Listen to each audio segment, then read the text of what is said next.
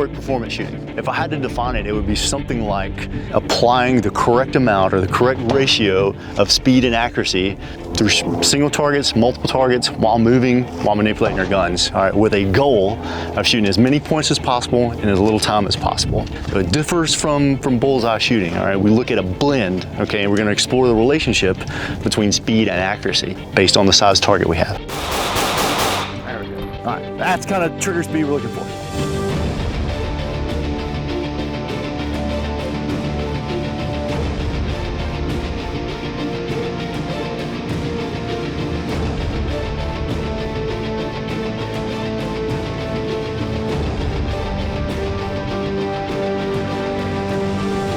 All right, enough talking about that. Let's go do this.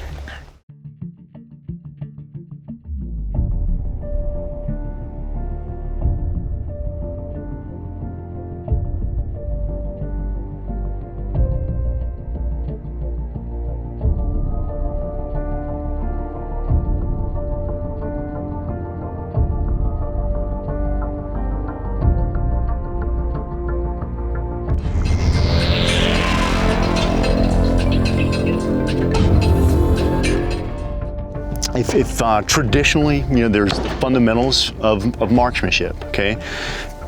Firm believer in a good solid base. All right, I'm looking at it from a different flavor though.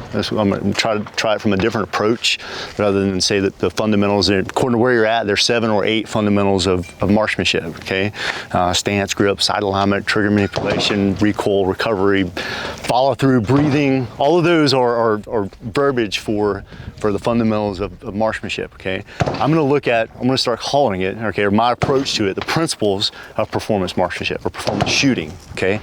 And right now I've kind of got it broken down a little bit smaller than that, okay? There's really kind of 4 categories, or 4 categories with some different components, okay? First thing we're going to look at is control, okay? My version of gun control, all right? So then there's some different things, different components under there, all right? There's managing recoil, all right, in order to keep the sights in the target. There's trigger manipulation, things along those lines that are going to allow us to make the gun part of us and keep it where we want to, okay?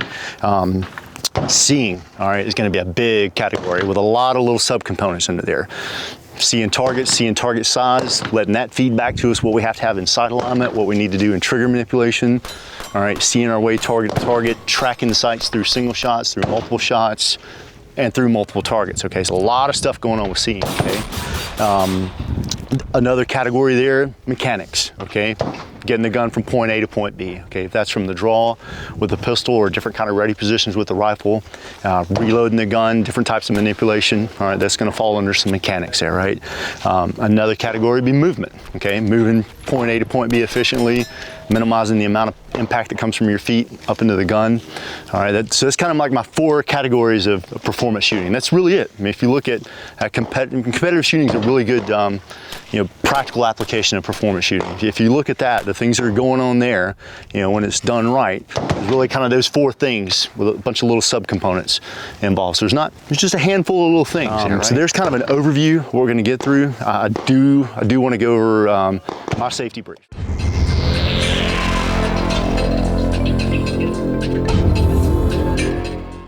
I live by 2 real easy gun safety rules, all right? We never let the muzzle of the gun point at anything we don't want to shoot, okay? All right, so always need to have like maybe a 7th sense of where this thing is, all right? Always be connected with it, okay? Something that's going to help with that is we'll always work with a gun or try to keep the gun right below our line of sight. Either it's in our line of sight when we're in an engagement or right below our line of sight, okay? That way we always kind of, this thing is in our peripheral and we can tell where the muzzle is, okay? If we try to work on our guns down here, it's hard to keep track of you know, target area and the gun down here, all right? So I usually like to work on the guns in an area right about here, all right? So maintain good muzzle awareness, all right, and finger outside of the trigger, okay, unless we're in an engagement. And I want to go a little bit deeper than just our finger outside the trigger, all right? Find a place on the frame of your gun, all right, above the trigger guard where you can put some positive pressure on the frame of the gun with your trigger finger, okay? If you kind of see my fingernail there, you can kind of see how, you know, you press your fingernail and it kind of goes white and the circulation's out of it. We want to apply that kind of tension, all right, and make good positive pressure onto the frame of the gun, okay? What that's going to give us is we start manipulating the magazine release and the slide release. All right, the gun moves around somewhat, especially like we're turning the slide back into battery, right?